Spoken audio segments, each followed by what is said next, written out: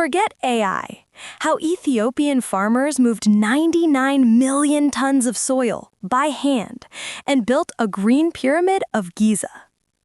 We spend our days obsessing over Teslas that drive themselves and AI that can write poetry about your cat. The world screams, the future is silicon, the future is speed. But from the highlands of Ethiopia comes a story so beautifully human, it makes your iPhone feel guilty. A story of people putting down their phones, ignoring venture capital, and picking up shovels. Lots of shovels. This isn't a story about technology. It's a story of pure human grit. How a group of farmers revived over 106,000 acres of dead land without a single machine or line of code. Act 1. The Fall of the Garden of Africa. Once upon a time, Ethiopia was called the Garden of Africa. Forests blanketed 60% of the country, rivers flowed endlessly, and the soil was as rich as gold. Then came deforestation, population pressure, and conflict. By 1982, forest cover dropped to 3%. The soil turned red and lifeless. Rivers dried up, famine struck. But the villagers didn't surrender. They asked, "Can the land come back to life?" And then they decided, yes. But it won't be an outsider who saves it, we will. Act 2. The Low-Tech Genius of FMNR.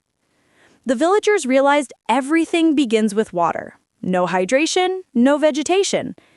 Instead of waiting for million-dollar machines, they started studying rainfall and erosion like scientists. And from that came a breakthrough, Farmer-Managed Natural Regeneration, or FMNR. They discovered something extraordinary. The trees weren't gone. They were sleeping underground in the roots and stumps. So they began protecting those stumps, pruning weak sprouts, and letting the strongest grow. And just like that, new trees rose again, supported by ancient root systems buried deep in the earth. Act 3. The 99 million ton test of will. Then came the real work, the shovels, the sweat, the 99 million tons of soil. They built rainwater catchment berms, check dams, and soak ponds, all by hand. No milldozers, no machines.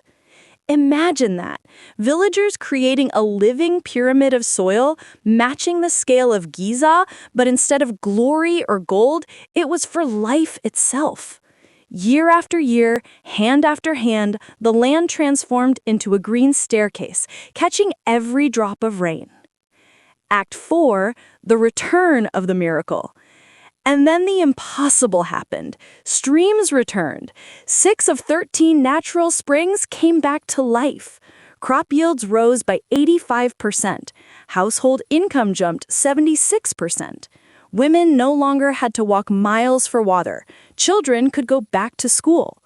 The United Nations called it a model for the world. Even carbon credits started flowing in. That's right, old shovels made money.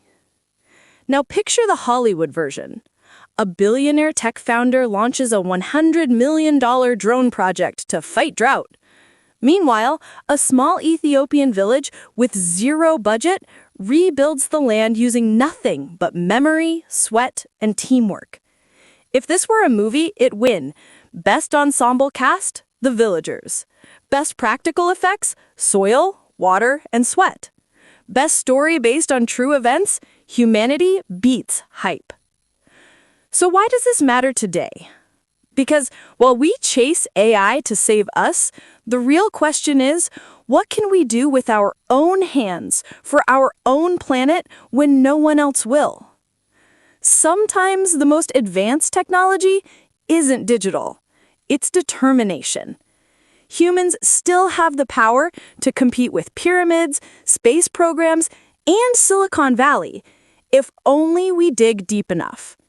So next time someone tells you AI will save the world, remember, somewhere in Ethiopia, a community moved 99 million tons of soil by hand and brought life back to the land.